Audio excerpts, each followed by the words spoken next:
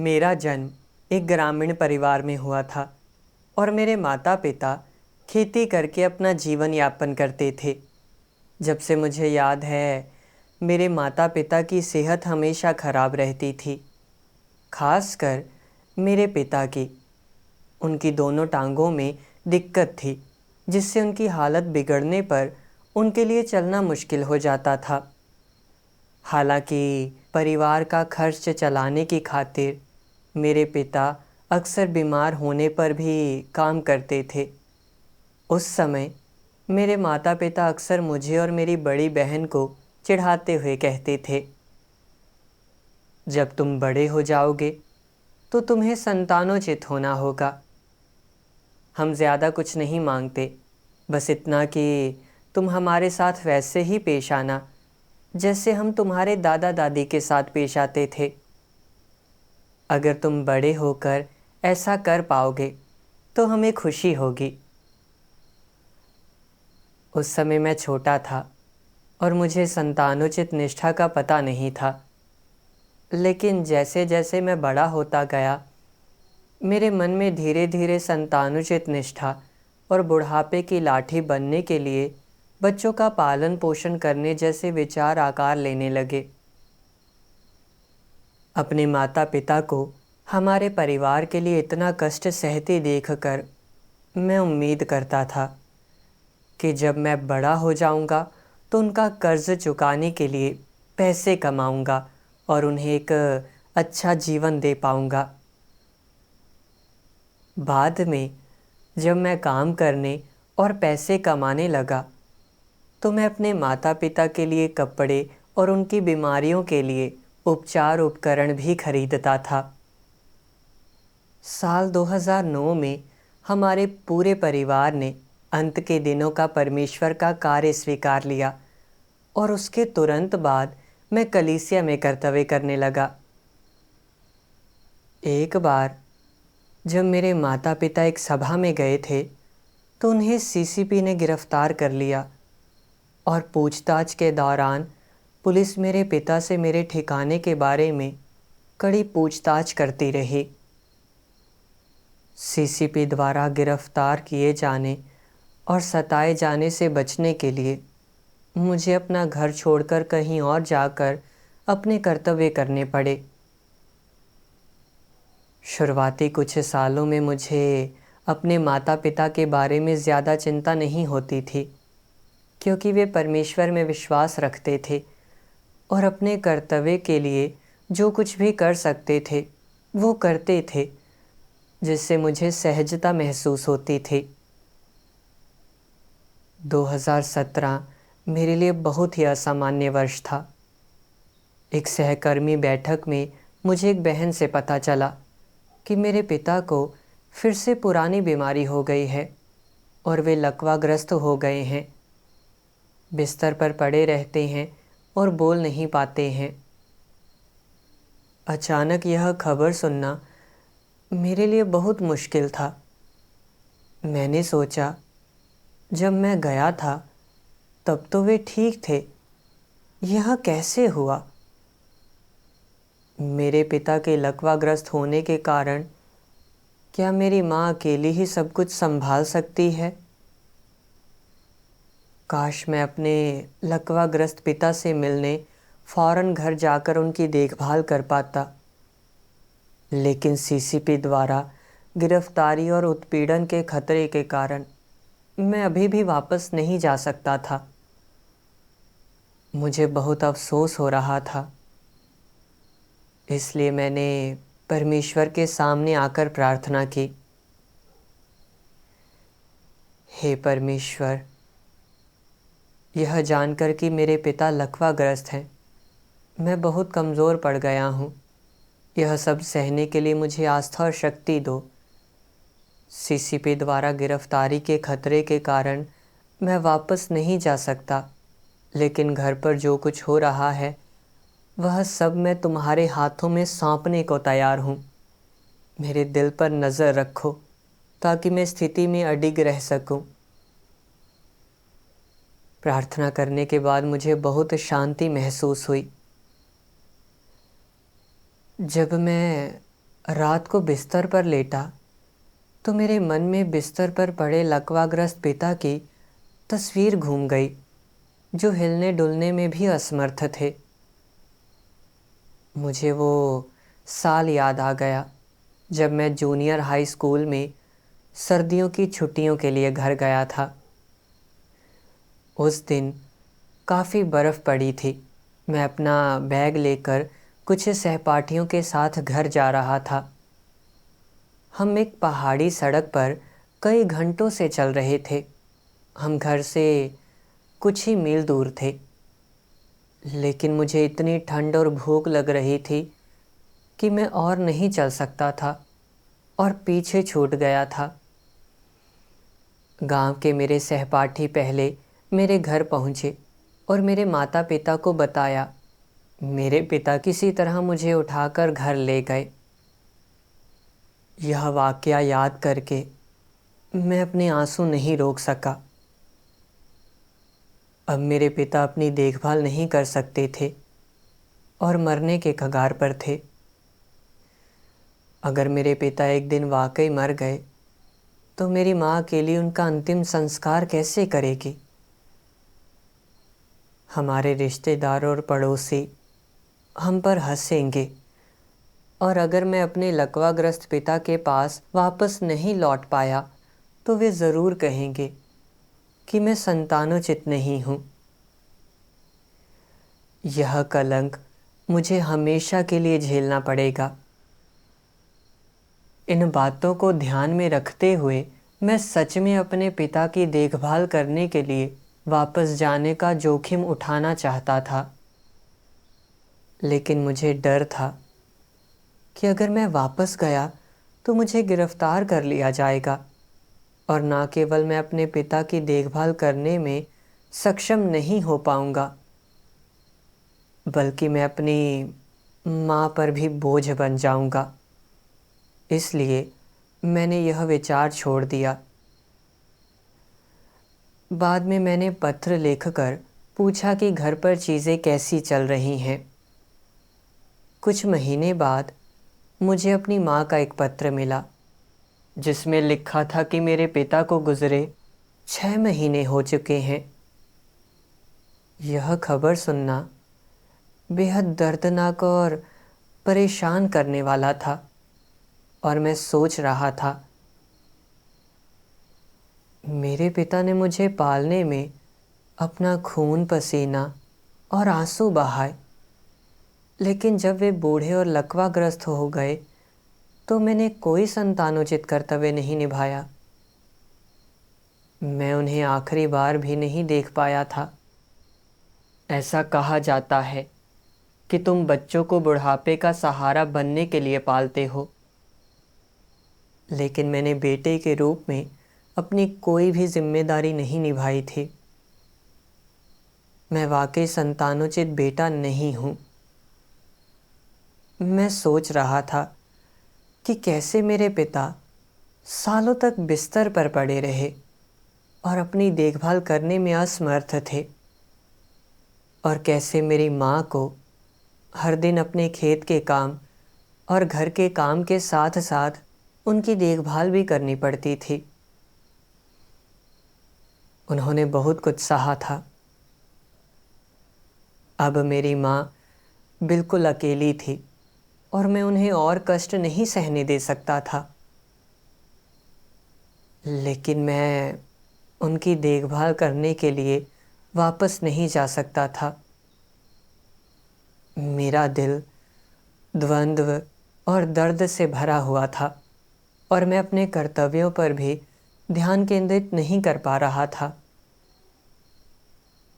बाद में मैंने परमेश्वर के वचन पढ़े। सर्वशक्तिमान परमेश्वर कहता है, क्या अपने माता पिता के प्रति संतानोचित प्रेम दिखाना सत्य है? नहीं, ऐसा नहीं है। अपने माता पिता के प्रति संतानोचित व्यवहार करना एक सही और सकारात्मक बात है, लेकिन हम यह क्यों कहते हैं कि यह सत्य नहीं है?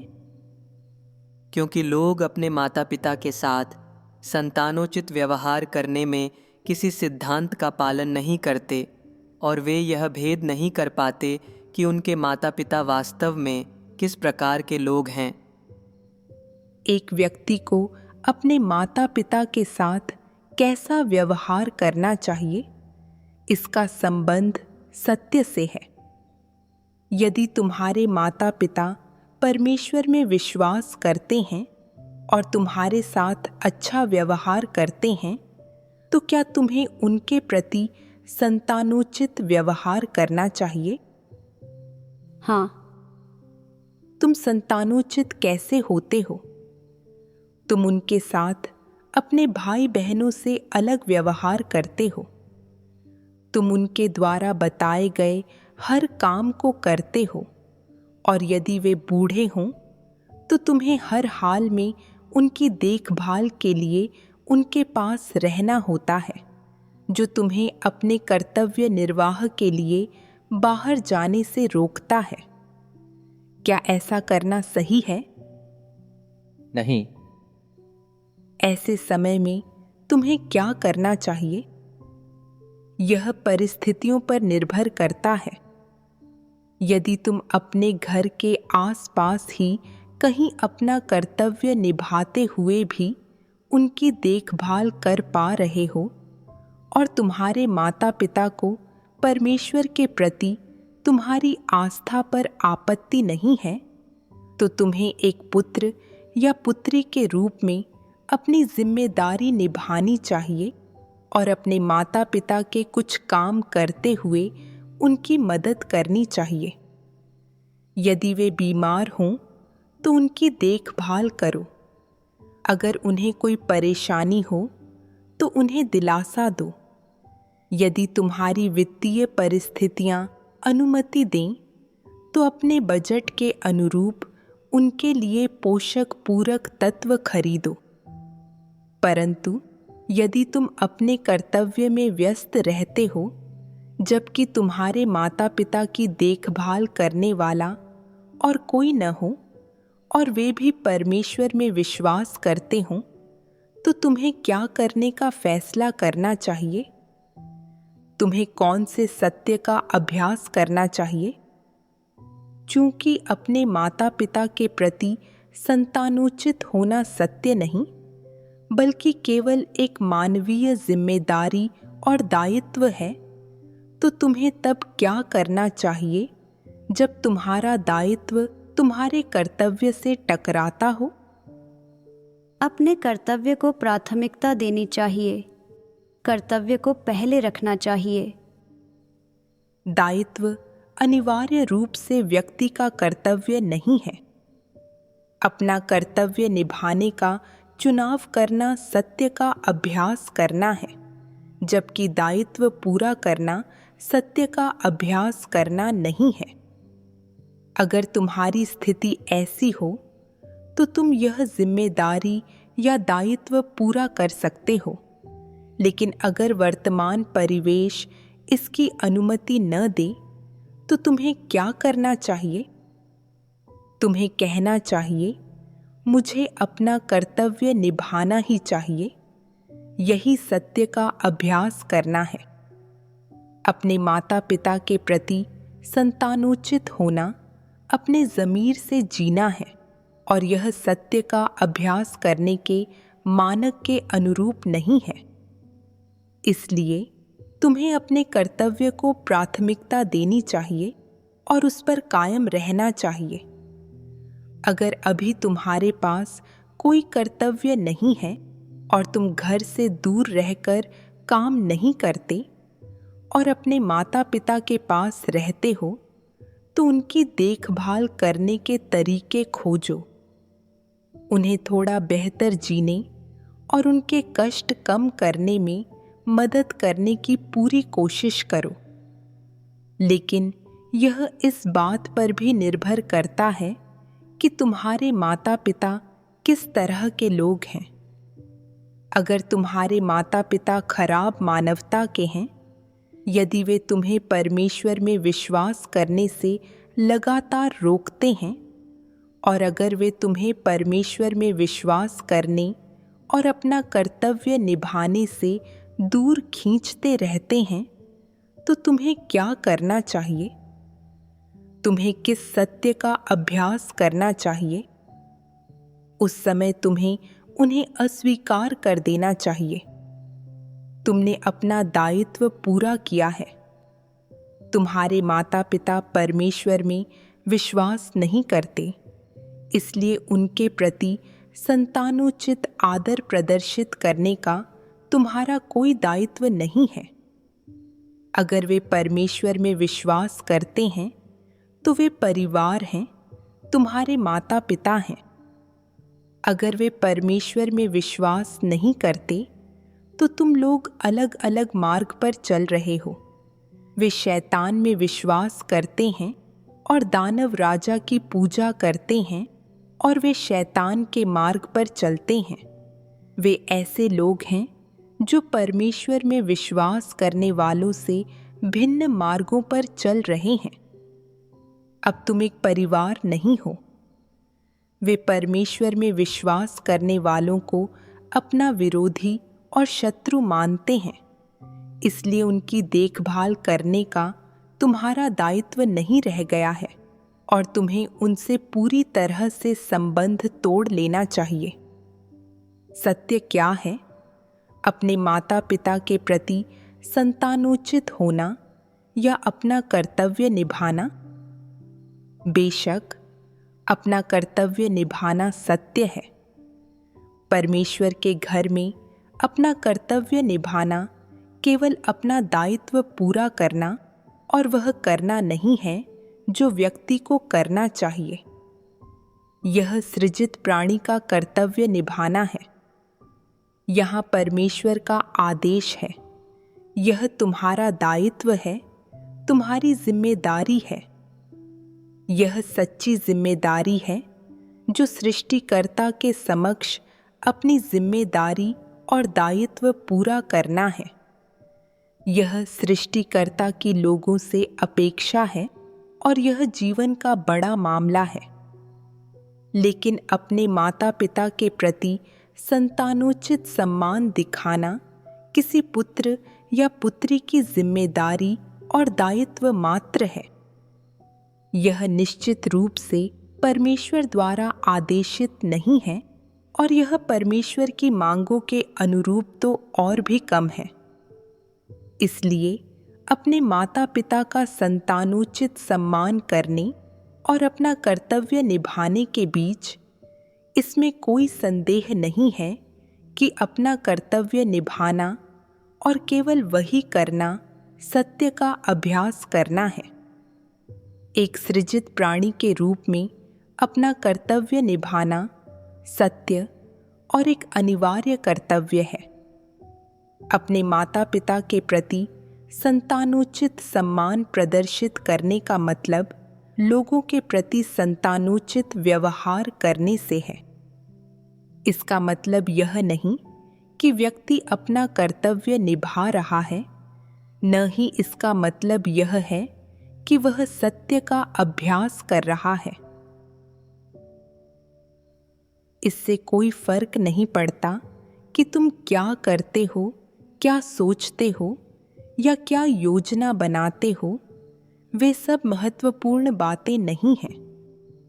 महत्वपूर्ण यह है कि क्या तुम यह समझ सकते हो और सचमुच विश्वास कर सकते हो कि सभी सृजित प्राणी परमेश्वर के हाथों में हैं। कुछ माता पिताओं को ऐसा आशीष मिला होता है और ऐसी नियति होती है कि वे घर परिवार का आनंद लेते हुए एक बड़े और समृद्ध परिवार की खुशियां भोगें। यह परमेश्वर की संप्रभुता है और परमेश्वर से मिला आशीष है। कुछ माता पिताओं की नियति ऐसी नहीं होती। परमेश्वर ने उनके लिए ऐसी व्यवस्था नहीं की होती। उन्हें एक खुशहाल परिवार का आनंद लेने या अपने बच्चों को अपने साथ रखने का आनंद लेने का सौभाग्य प्राप्त नहीं है।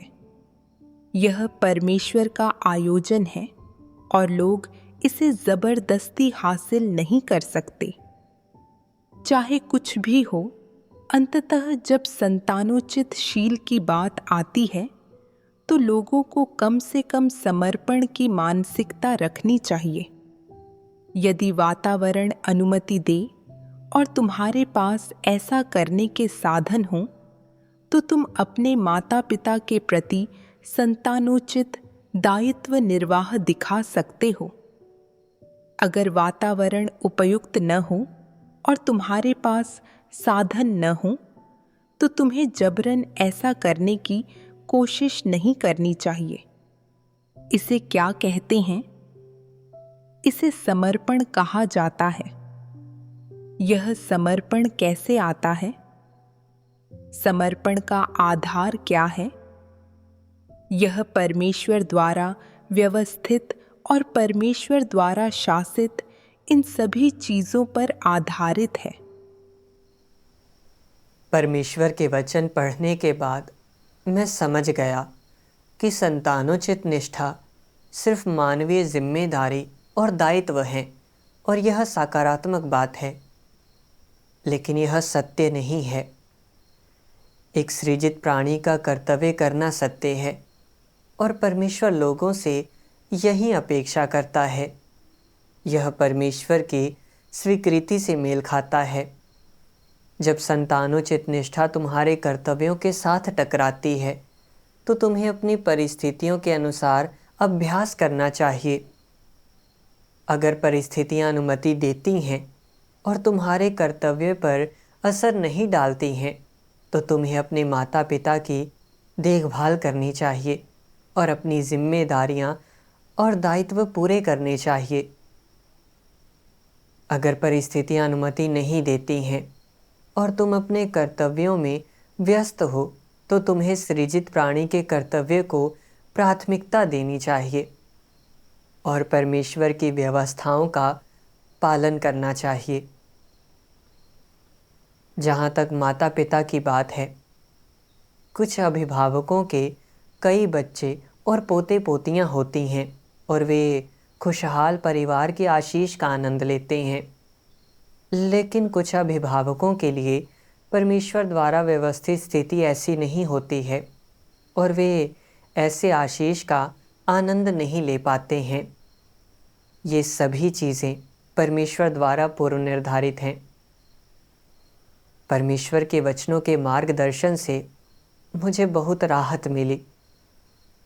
पिछले समय को याद करने पर देखता हूँ कि मैं घर पर अपने कर्तव्य करते हुए माता पिता की यथासंभव देखभाल किया करता था, लेकिन सीसीपी द्वारा सताने और गिरफ्तारी के खतरे के कारण मैं घर वापस नहीं जा सकता था। साथ ही मेरे पास करने के लिए मेरे कर्तव्य थे, इसलिए मुझे सृजित प्राणी का कर्तव्य करना चुनना था, क्योंकि यह सत्य के अनुरूप है। मैं अपने स्वार्थी कारणों से अपने कर्तव्य नहीं छोड़ सकता था। बाद में मुझे माँ का एक पत्र मिला और मुझे पता चला कि उन्हें और 3 बहनों को एक सभा के दौरान गिरफ्तार किया गया था। पुलिस की पूछताछ के दौरान वह शैतान की चालों में बह गई थी और उन्होंने 2 बहनों के नाम का खुलासा कर दिया था। अपनी रिहाई के बाद उन्हें बहुत पछतावा हो रहा था और हताश अवस्था में जी रही थी। बाद में वह गलती से सीढ़ियों से गिर गई थी और उनकी कमर में चोट लग गई थी। मन से तो मैं ही घर पर था। मेरा दिमाग मेरी माँ के गिरने और तकलीफ़ में रहने की छवियों से भरा हुआ था। मैं वाकई परेशान था। 3 महीने बाद मुझे माँ का एक और पत्र मिला, जिसमें कहा गया था कि उनका कमर दर्द ठीक हो गया है और गिरने से वह जाग गई है और आखिरकार सत्य की तलाश और आत्मचिंतन करने लगी है। उन्होंने लिखा था कि वह अपनी गलत अवस्था से बाहर आ गई हैं और अगर यह घटना नहीं घटती तो वह परमेश्वर को गलत समझकर ही जीवन जीती रहती। जब मैंने उनका पत्र पढ़ा तो मुझे बहुत शर्मिंदगी हुई। मैंने देखा कि परमेश्वर की व्यवस्थाओं में हमेशा उसके दिल से किए गए इरादे शामिल होते हैं।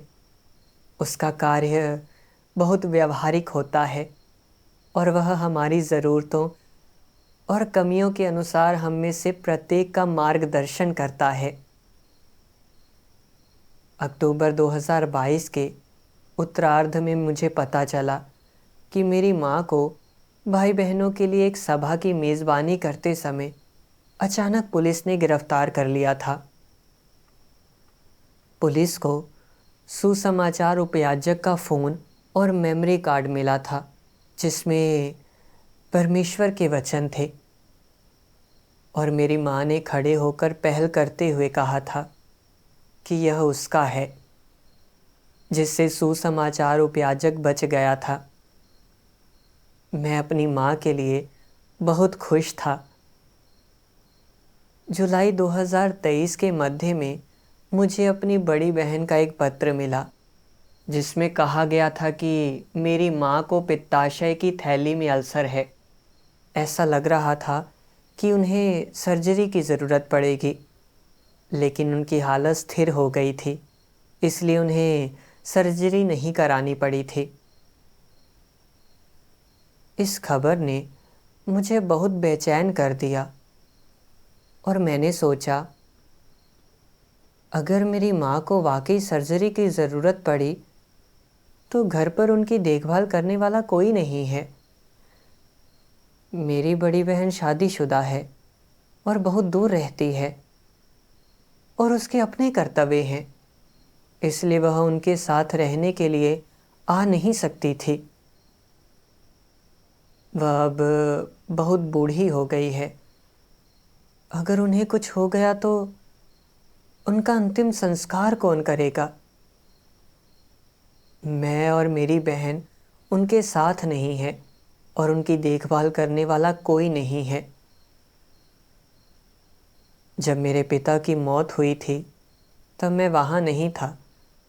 अगर माँ को कुछ हो गया और मैं उस समय वहाँ नहीं हुआ तो मैं वाकई नालायक बेटा बनकर रह जाऊंगा। इन विचारों ने मुझे एक ऐसे मोड़ पर ला खड़ा किया था जिसे मैं पार नहीं कर पा रहा था और इसका मेरी अवस्था पर असर पड़ रहा था। अपनी भक्ति के दौरान मैंने परमेश्वर के वचनों का एक अंश पढ़ा। सर्वशक्तिमान परमेश्वर कहता है, आओ चर्चा करें कि तुम्हारे माता पिता तुम्हारे लेनदार नहीं हैं कि व्याख्या कैसे की जाए। तुम्हारे माता पिता तुम्हारे लेनदार नहीं हैं, क्या यह तथ्य नहीं है? चूंकि यह एक तथ्य है, इसलिए हमारे लिए इसमें निहित मुद्दों को स्पष्ट समझाना उचित है। आओ तुम्हारे माता पिता द्वारा तुम्हें जन्म देने के मामले पर गौर करें। यह किसने चुना कि वे तुम्हें जन्म दें, तुमने या तुम्हारे माता पिता ने? अगर इस पर तुम परमेश्वर के दृष्टिकोण से गौर करो तो यह चुनाव मनुष्यों के करने के लिए नहीं है। तुमने अपने माता पिता के लिए यह चुनाव नहीं किया कि वे तुम्हें जन्म दें और न ही उन्होंने ये चुनाव किया। इस मामले की जड़ को देखा जाए तो यह परमेश्वर द्वारा नियत था। इस विषय को फिलहाल हम अलग रख देंगे क्योंकि लोगों के लिए यह मामला समझना आसान है। अपने नज़रिए से तुम निश्चेष्टा से इस मामले में बिना किसी विकल्प के अपने माता पिता के यहाँ पैदा हुए। तुम्हारे माता पिता के परिप्रेक्ष्य से यह बच्चों को जन्म देने और उनका पालन पोषण करने की उनकी व्यक्तिपरक इच्छा थी। दूसरे शब्दों में, परमेश्वर के विधान को अलग रखकर जब बच्चों को जन्म देने और उनका पालन पोषण करने की बात आती है तो ये तुम्हारे माता पिता ही थे जिनके पास संपूर्ण शक्ति थी। उन्होंने चुना कि तुम्हें जन्म देना है। तुमने निश्चेष्टा से उनके यहाँ जन्म लिया। इस मामले में तुम्हारे पास कोई विकल्प नहीं था। तो चूंकि तुम्हारे माता पिता के पास संपूर्ण शक्ति थी और चूंकि उन्होंने तुम्हें जन्म दिया, इसलिए उनका यह दायित्व और जिम्मेदारी है कि वे तुम्हारे वयस्क होने तक तुम्हारा पालन पोषण करें। चाहे यह तुम्हें शिक्षा प्रदान करना हो या तुम्हें भोजन और कपड़ों की आपूर्ति करना, यह उनकी जिम्मेदारी और दायित्व है और यह उन्हें करना ही चाहिए। वे जब तुम्हें बड़ा कर रहे थे तब तुम हमेशा निश्चेष्ट थे। तुम्हारे पास चुनने का हक नहीं था। तुम्हें उनके हाथों ही बड़ा होना था। चूंकि तुम छोटे थे, तुम्हारे पास अपनी देखभाल करने की क्षमता नहीं थी। तुम्हारे पास निश्चेष्टा से अपने माता पिता द्वारा पाल पोस कर बड़ा किए जाने के सिवाय कोई विकल्प नहीं था। तुम्हारे माता पिता ने तुम्हारा जैसे भी पालन पोषण किया, यह तुम पर निर्भर नहीं था। अगर उन्होंने तुम्हें अच्छी खाने पीने की चीजें दी तो तुम्हें अच्छी खाने पीने की चीजें मिलीं। अगर तुम्हारे माता पिता ने तुम्हें जीने का ऐसा माहौल दिया जहां तुम्हें भूसा और जंगली पौधे खाकर जिंदा रहना पड़ता, तो तुम भूसे और जंगली पौधों पर जिंदा रहते। किसी भी स्थिति में अपने पालन पोषण के समय तुम निश्चेष्ट थे और तुम्हारे माता पिता अपनी जिम्मेदारी निभा रहे थे। किसी भी स्थिति में तुम्हें पाल पोसकर तुम्हारे माता पिता एक जिम्मेदारी और एक दायित्व निभा रहे हैं। तुम्हें पाल पोस कर वयस्क बनाना उनका दायित्व और जिम्मेदारी है और इसे दयालुता नहीं कहा जा सकता। चूंकि इसे दयालुता नहीं कहा जा सकता, तो क्या यह कहा जा सकता है कि यह कुछ ऐसी चीज है जिसका तुम्हें आनंद लेना चाहिए? यह एक प्रकार का अधिकार है जिसका तुम्हें आनंद लेना चाहिए। तुम्हें अपने माता पिता द्वारा पाल पोस कर बड़ा किया जाना चाहिए, क्योंकि वयस्क होने से पहले तुम्हारी भूमिका एक पाले पोसे जा रहे बच्चे की होती है। इसलिए तुम्हारे माता पिता तुम्हारे प्रति सिर्फ एक जिम्मेदारी पूरी कर रहे हैं और तुम बस इसे प्राप्त कर रहे हो, लेकिन निश्चित रूप से तुम उनसे अनुग्रह या दयालुता प्राप्त नहीं कर रहे हो। किसी भी जीवित प्राणी के लिए बच्चों को जन्म देकर उनकी देखभाल करना, प्रजनन करना और अगली पीढ़ी को बड़ा करना एक किस्म की जिम्मेदारी है। उदाहरण के लिए पक्षी, गायें, भेड़ें और यहाँ तक कि बाघ भी प्रजनन के बाद अपने बच्चों की देखभाल करते हैं। ऐसा कोई भी जीवित प्राणी नहीं है जो अपनी संतान को पाल पोस कर बड़ा न करता हो। कुछ अपवाद हो सकते हैं, लेकिन वे हमारे लिए अज्ञात बने हुए हैं। जीवित प्राणियों के अस्तित्व में यह एक कुदरती घटना है। जीवित प्राणियों की यह सहज प्रवृत्ति है और इसका श्रेय दयालुता को नहीं दिया जा सकता है। वे बस उस विधि का पालन कर रहे हैं जो सृष्टिकर्ता ने जानवरों और मानव जाति के लिए स्थापित की है।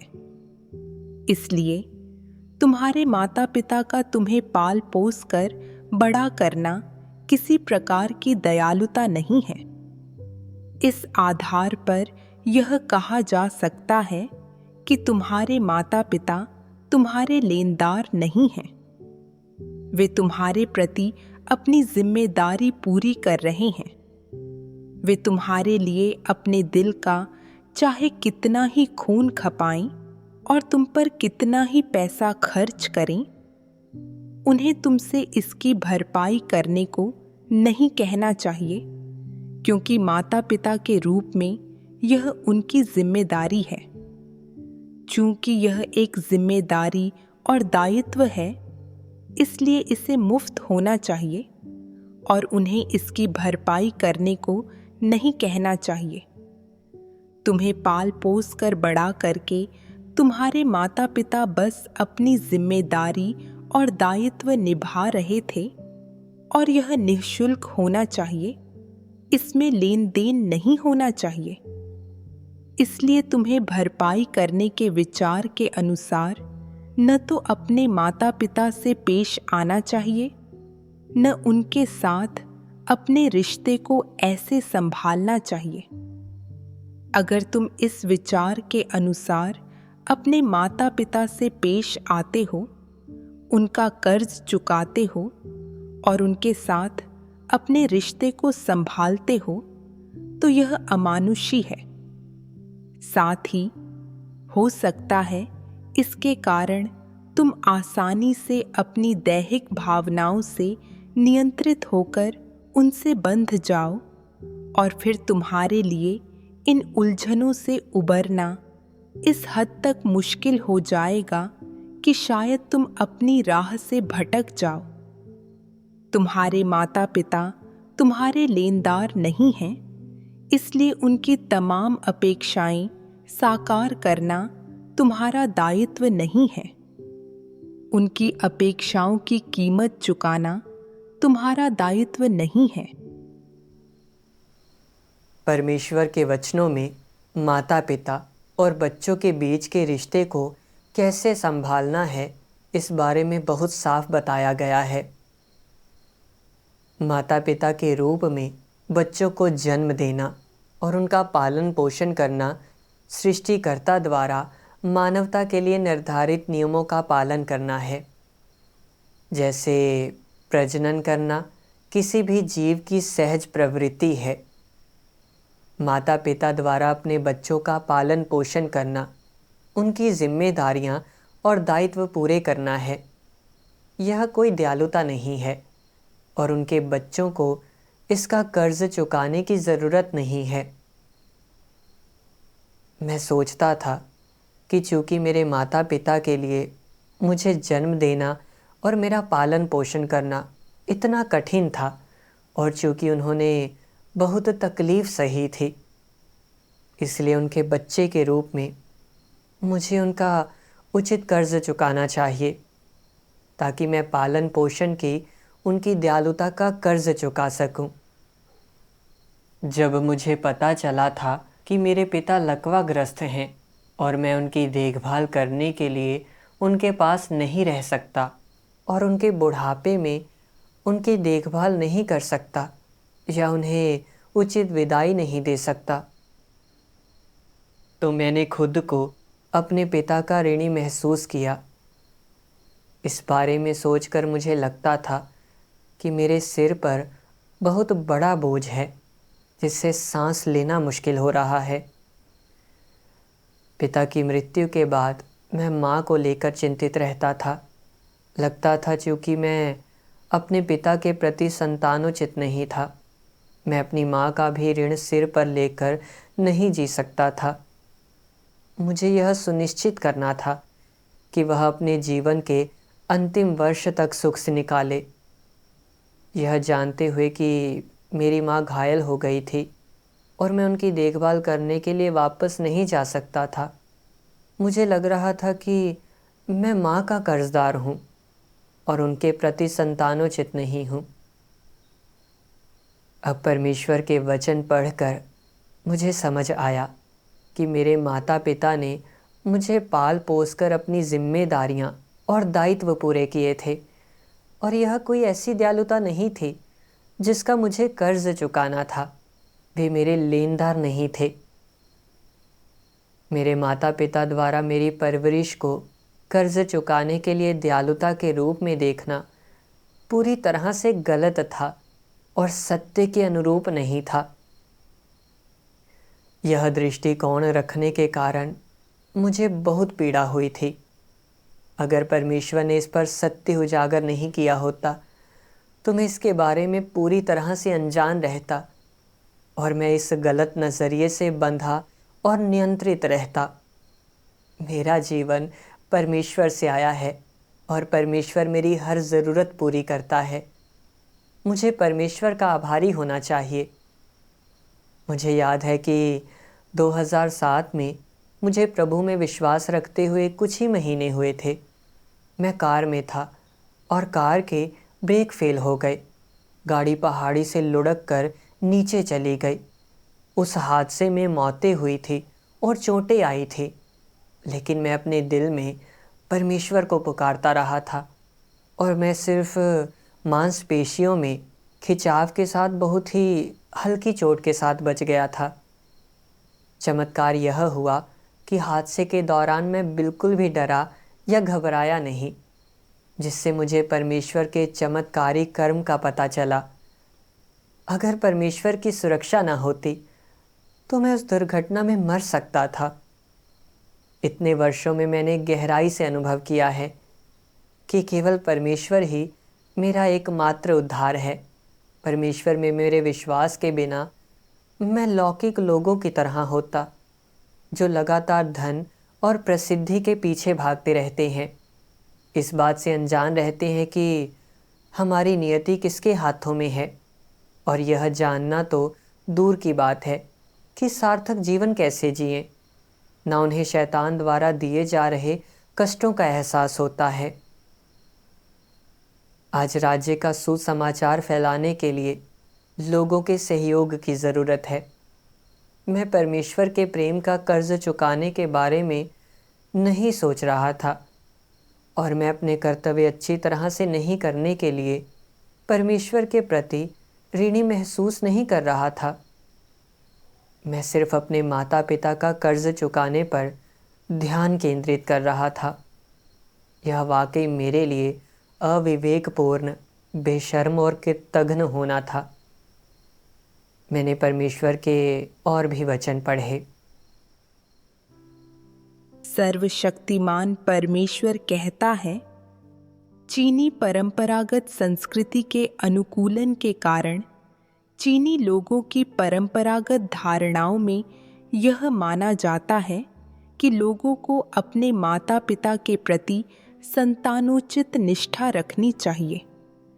जो भी संतानोचित निष्ठा का पालन नहीं करता वह कपूत होता है।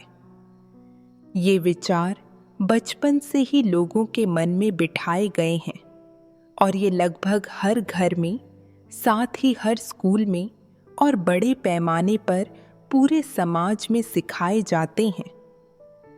जब किसी व्यक्ति का दिमाग इस तरह की चीज़ों से भर जाता है तो वह सोचता है संतानोचित निष्ठा किसी भी चीज़ से ज़्यादा महत्वपूर्ण है।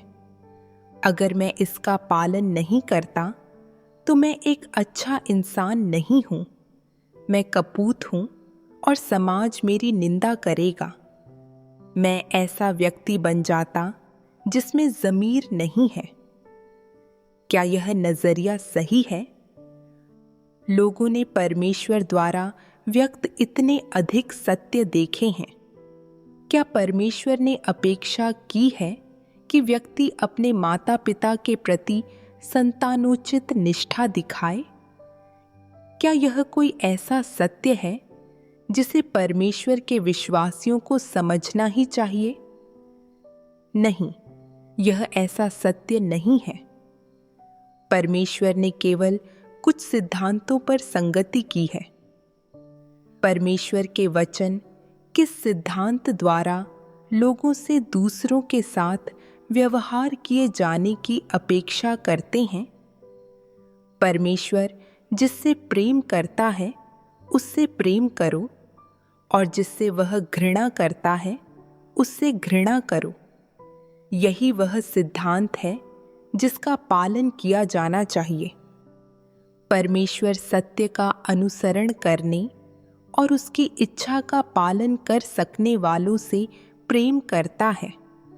हमें भी ऐसे लोगों से प्रेम करना चाहिए।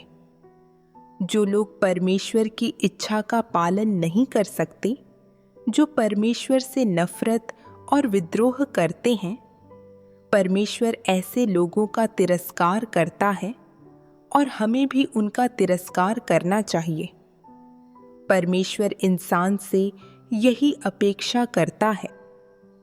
शैतान इस तरह की परंपरागत संस्कृति और नैतिकता की धारणाओं का इस्तेमाल तुम्हारे दिल, दिमाग और विचारों को बांधने के लिए करता है, जिससे तुम परमेश्वर के वचन स्वीकार करने में असमर्थ हो जाते हो।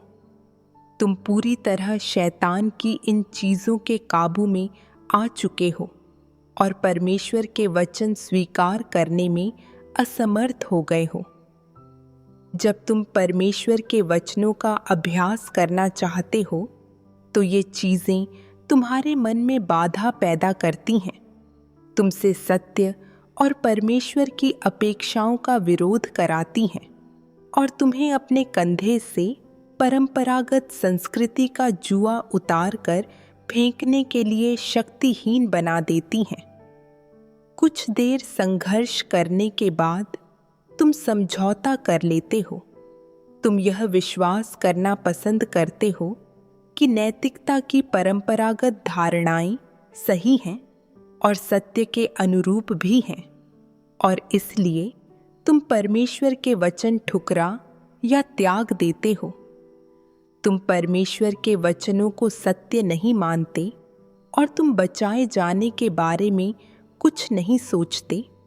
तुम्हें लगता है कि तुम अभी भी इस संसार में जी रहे हो और इन्हीं चीज़ों पर निर्भर रहकर जीवित रह सकते हो। समाज के दोषारोपण झेलने में असमर्थ होकर तुम सत्य और परमेश्वर के वचन तज देना पसंद करते हो, खुद को नैतिकता की परंपरागत धारणाओं और शैतान के प्रभाव के हवाले छोड़ देते हो और परमेश्वर को नाराज करना और सत्य का अभ्यास न करना बेहतर समझते हो। मुझे बताओ, क्या इंसान दीनहीन नहीं है? क्या उसे परमेश्वर से उद्धार पाने की जरूरत नहीं है? कुछ लोगों ने बरसों से परमेश्वर पर विश्वास किया है, फिर भी उनके पास संतानोचित निष्ठा के मामले में कोई अंतर्दृष्टि नहीं है। वे वास्तव में सत्य को नहीं समझते। वे सांसारिक संबंधों की इस बाधा को कभी नहीं तोड़ सकते। उनमें न साहस होता है, न ही आस्था, संकल्प होना तो दूर की बात है। इसलिए वे परमेश्वर से प्रेम नहीं कर सकते, उसके प्रति समर्पण नहीं कर सकते हैं। परमेश्वर के वचन पारंपरिक संस्कृति का सार उजागर करते हैं। मैंने इस बात पर विचार किया कि कैसे मैं बचपन से ही शैतान की शिक्षाओं से प्रभावित था। संतानोचित धर्म निष्ठा का गुण सबसे ऊपर रखना चाहिए और बुढ़ापे में अपनी देखभाल के लिए बच्चों को पाल पोस कर बड़ा करो। मैं संतानोचित निष्ठा को इस बात का पैमाना मानता था कि किसी व्यक्ति में अंतरात्मा है या नहीं। इसलिए मेरा मानना था कि चूंकि मेरे माता पिता ने मुझे पाला पोसा है, मुझे उनकी दयालुता का कर्ज चुकाना चाहिए, और जब वे बूढ़े हो जाएं तो मुझे उनका सम्मान करना चाहिए और उनके बुढ़ापे में उनकी देखभाल करनी चाहिए और उन्हें उचित तरीके से संसार से विदा करना चाहिए।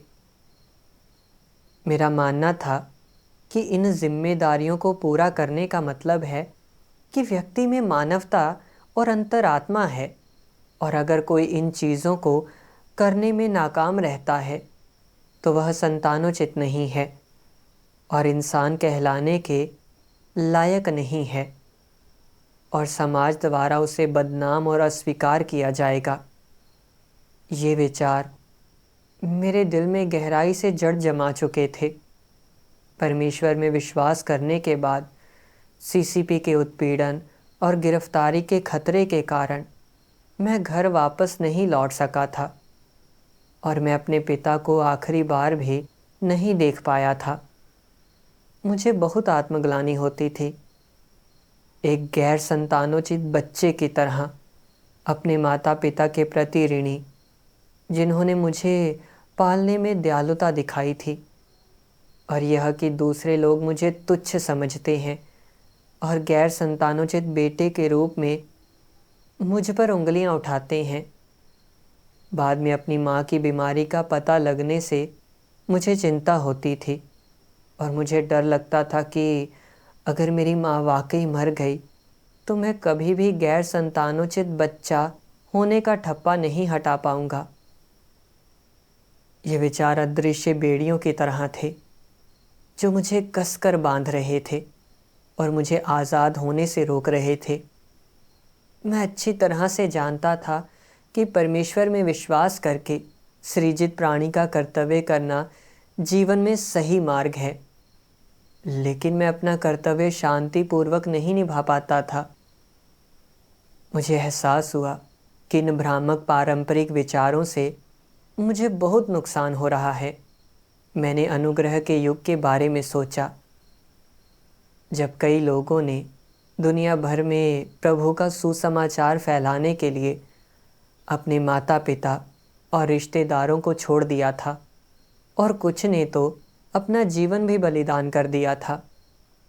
उनके विकल्प पूरी तरह से प्रभु के इरादे से मेल खाते थे और अच्छे कर्म और न्यायपूर्ण कार्य थे।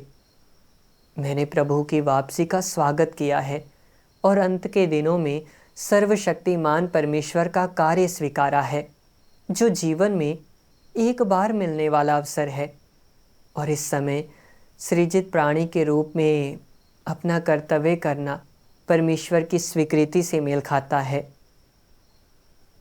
जबकि संतानोचित निष्ठा सिर्फ मानवीय दायित्व है। अगर परिस्थितियां अनुमति देती हैं तो यह किया जा सकता है, लेकिन अगर ऐसा नहीं होता है तो कर्तव्य को प्राथमिकता दी जानी चाहिए। फिर मैंने परमेश्वर के और वचन पढ़े। सर्वशक्तिमान परमेश्वर कहता है, अगर तुम अपना कर्तव्य निभाने के लिए घर छोड़कर नहीं गए होते और अपने माता पिता के साथ ही रह रहे होते, तो क्या तुम उन्हें बीमार पड़ने से रोक सकते थे? क्या यह तुम्हारे वश में है कि तुम्हारे माता पिता जीवित रहें या मर जाएं? क्या उनका अमीर या गरीब होना तुम्हारे वश में है?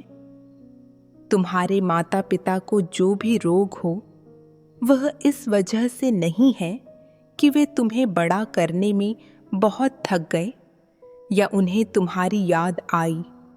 उन्हें विशेष रूप से तुम्हारे कारण कोई भी बड़ी गंभीर बीमारी या जानलेवा स्थिति नहीं हो जाएगी। यह उनका भाग्य है और इसका तुमसे कोई लेना देना नहीं है। तुम चाहे कितने भी संतानोचित क्यों न हो, या तुम उनकी कितनी भी ध्यान से देखभाल क्यों न करो, ज्यादा से ज्यादा तुम बस उनके दैहिक कष्ट और दायित्वों को जरा सा कम कर सकोगे। लेकिन वे कब बीमार पड़ेंगे, उन्हें कौन सी बीमारी होगी, उनकी मृत्यु कब और कहाँ होगी, क्या इन चीज़ों का इस बात से कोई लेना देना है कि तुम उनके साथ रहकर उनकी देखभाल कर रहे हो या नहीं? नहीं, नहीं है। अगर तुम संतानोचित हो, अगर तुम बेपरवाह एहसान फरामोश नहीं हो और तुम उनकी देखभाल करते हुए पूरा दिन उनके साथ बिताते हो, तो क्या वे बीमार नहीं पड़ेंगे? क्या वे नहीं मरेंगे? अगर उन्हें बीमार पड़ना ही है, तो क्या वे कैसे भी बीमार नहीं पड़ेंगे? अगर उन्हें मरना ही है, तो क्या वे कैसे भी नहीं मर जाएंगे? क्या यह सही नहीं है? अपने माता पिता को परमेश्वर के हाथों में सौंप देना उनके प्रति संतानोचित आदर दिखाने का सर्वोत्तम तरीका है। तुम उम्मीद नहीं करते कि वे जीवन में तरह तरह की मुश्किलें झेलें, तुम उम्मीद नहीं करते कि वे बुरा जीवन जिएं, पोषण रहित खाना खाएं या बुरा स्वास्थ्य झेलें। अपने हृदय की गहराई से तुम निश्चित रूप से यही उम्मीद करते हो कि परमेश्वर उनकी रक्षा करेगा, उन्हें सुरक्षित रखेगा। अगर वे परमेश्वर के विश्वासी हैं, तो तुम उम्मीद करते हो कि वे अपने खुद के कर्तव्य निभा सकेंगे, और तुम यह भी उम्मीद करते हो कि वे अपनी गवाही में दृढ़ रह सकेंगे। यह अपनी मानवीय जिम्मेदारियां निभाना है। लोग अपनी मानवता से केवल इतना ही हासिल कर सकते हैं। इसके अलावा सबसे महत्वपूर्ण यह है कि वर्षों तक परमेश्वर में विश्वास रखने और अनेक सत्य सुनने के बाद लोगों में कम से कम इतनी समझ बूझ तो है, मनुष्य का भाग्य स्वर्ग द्वारा तय होता है। मनुष्य परमेश्वर के हाथों में जीता है, और परमेश्वर द्वारा मिलने वाली देखभाल और रक्षा अपने बच्चों की चिंता, संतानोचित धर्मनिष्ठा या साथ से कहीं ज्यादा अहम है। क्या तुम इस बात से राहत महसूस नहीं करते हो कि तुम्हारे माता पिता परमेश्वर की देखभाल और रक्षा के अधीन हैं? तुम्हें उनकी चिंता करने की जरूरत नहीं है। अगर तुम चिंता करते हो तो इसका अर्थ है कि तुम परमेश्वर पर भरोसा नहीं करते। उसमें तुम्हारी आस्था बहुत थोड़ी है। अगर तुम अपने माता पिता के बारे में सचमुच चिंतित और विचारशील हो, तो तुम्हें अक्सर परमेश्वर से प्रार्थना करनी चाहिए, उन्हें परमेश्वर के हाथों में सौंप देना चाहिए और परमेश्वर को हर चीज का आयोजन और व्यवस्था करने देनी चाहिए। परमेश्वर मानव जाति के भाग्य पर राज्य करता है, और वह उनके हर दिन और उनके साथ होने वाली हर चीज पर शासन करता है। तो तुम अभी भी किस बात को लेकर चिंतित हो? तुम अपना जीवन भी नियंत्रित नहीं कर पाते। तुम्हारी अपनी ढेरों मुश्किलें हैं। तुम क्या कर सकते हो कि तुम्हारे माता पिता हर दिन खुश रहें? तुम बस इतना ही कर सकते हो कि सब कुछ परमेश्वर के हाथों में सौंप दो। अगर वे विश्वासी हैं, तो परमेश्वर से आग्रह करो कि वह सही पथ पर उनकी अगुवाई करे, ताकि वे आखिरकार बचाए जा सकें। अगर वे विश्वासी नहीं हैं, तो वे जो भी पथ चाहें उस पर चलने दो। जो माता पिता ज्यादा दयालु हैं और जिनमें थोड़ी मानवता है, उन्हें आशीष देने के लिए तुम परमेश्वर से प्रार्थना कर सकते हो, ताकि वे अपना बचा हुआ जीवन खुशी खुशी बिता सकें। जहाँ तक परमेश्वर के कार्य करने के तरीके का प्रश्न है, उसकी अपनी व्यवस्थाएं हैं और लोगों को उनके प्रति समर्पित हो जाना चाहिए। तो कुल मिलाकर लोगों के ज़मीर में अपने माता पिता के प्रति निभाई जाने वाली जिम्मेदारियों की जागरूकता है। इस जागरूकता से आने वाला रवैया चाहे जैसा हो, चाहे यह चिंता करने का हो या उनके साथ मौजूद रहने को चुनने का हो, किसी भी स्थिति में लोगों को अपराध भावना नहीं पालनी चाहिए और उनकी अंतरात्मा को दोषी महसूस नहीं करना चाहिए, क्योंकि वे वस्तुपरक हालात से प्रभावित होने के कारण अपने माता पिता के प्रति अपनी जिम्मेदारियां पूरी नहीं कर सके। ये और इन जैसे दूसरे मसले लोगों के परमेश्वर में विश्वास के जीवन में मुसीबतें नहीं बननी चाहिए, उन्हें त्याग देना चाहिए। जब माता पिता के प्रति जिम्मेदारियां पूरी करने के विषय उभरते हैं, तो लोगों को ये सही समझ रखनी चाहिए और उन्हें अब बेबस महसूस नहीं करना चाहिए।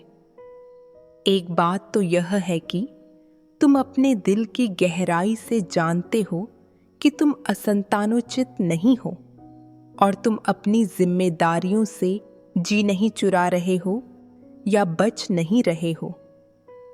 दूसरी बात, तुम्हारे माता पिता परमेश्वर के हाथों में हैं, तो फिर अभी भी चिंता करने के लिए क्या रह गया है? किसी को जो भी चिंताएं हों बेकार हैं। प्रत्येक व्यक्ति परमेश्वर की संप्रभुता और व्यवस्था के अनुसार अंत तक सुगम जीवन जिएगा, बिना किसी भटकाव के अपने पथ के अंत तक पहुंचेगा। परमेश्वर के वचनों से मुझे समझ आया कि माता पिता को उनके जीवन काल में कब और किस तरह की बीमारी या दुर्भाग्य का सामना करना पड़ेगा। ये सब परमेश्वर की संप्रभुता द्वारा शासित होता है और इन चीज़ों का इस बात से कोई लेना देना नहीं है कि बच्चे उनकी देखभाल करने के लिए उनके साथ है या नहीं। भले ही बच्चे हर दिन अपने माता पिता के साथ रहें, लेकिन इससे वाकई कुछ नहीं बदल सकता। ज़्यादा से ज़्यादा इससे उनका दैनिक बोझ थोड़ा कम हो जाएगा, लेकिन अगर यह उनका भाग्य है तो वे फिर भी बीमार पड़ेंगे और जब उनका समय आएगा तो उन्हें इस दुनिया से जाना ही होगा। यह सृष्टिकर्ता द्वारा निर्धारित नियति है। मेरी माँ को कौन सी बीमारी होगी या वह मरेगी या नहीं, यह सब परमेश्वर के आदेश के अंतर्गत है। भले ही मैं लौट जाऊं और हर दिन उनके साथ रहूं, लेकिन इससे कुछ नहीं बदलेगा। उनका जीवन और मृत्यु बहुत पहले से ही परमेश्वर द्वारा पूर्व निर्धारित है। वह किस उम्र तक पहुँचेगी, कौन कौन से कष्ट सहेगी और किन परिस्थितियों का सामना करेगी, ये सभी चीज़ें परमेश्वर की संप्रभुता और पूर्व नियति के अधीन है और मेरे चिंता करने से कोई मदद नहीं मिलेगी। मेरी माँ भी परमेश्वर में विश्वास करती है और परमेश्वर उनकी परिस्थिति के अनुसार उनके लिए उपयुक्त स्थितियों की व्यवस्था करेगा। जैसे जब मेरी माँ घायल हुई थी, मैं परमेश्वर के हृदय स्पर्शी इरादे नहीं समझ पाया था और लगातार उनके लिए चिंता कर रहा था, लेकिन अंत में वह ठीक हो गई थी। मुझे एहसास हुआ कि मेरी आस्था में वाकई कमी थी और मैं सिर्फ मानवीय धारणाओं के साथ चीज़ों का आकलन कर रहा था और मुझे परमेश्वर की सर्वशक्तिमत्ता और संप्रभुता की सच्ची समझ की कमी थी। मैं 11 सालों से घर से दूर हूँ और मेरी माँ घर पर अकेली है और अपना कर्तव्य यथासंभव अच्छे से कर रही है और वह बढ़िया तरीके से जी रही है। अब मैं देखता हूँ कि मेरी चिंताएं और परवाह वाकई अनावश्यक थी। मैं यह भी समझता हूँ कि मेरे माता पिता मेरे लेनदार नहीं हैं और उन्होंने मुझे अपनी जिम्मेदारियों और दायित्वों के हिस्से के रूप में पाला है और मैं इसे चुकाए जाने वाली दयालुता के रूप में नहीं देख सकता। इस जीवन में मुझे एक मिशन पूरा करना है जो सृजित प्राणी के रूप में अपना कर्तव्य अच्छी तरह से करना है। जब मैं इस तरह से सोचता हूँ तो मेरा अपराध बोध दूर हो जाता है और मैं अपनी आत्मा में बहुत अधिक मुक्त महसूस करता हूँ और अपने कर्तव्य के प्रति खुद को अर्पित करने में सक्षम हो जाता हूँ। परमेश्वर के मार्गदर्शन के लिए उसका धन्यवाद।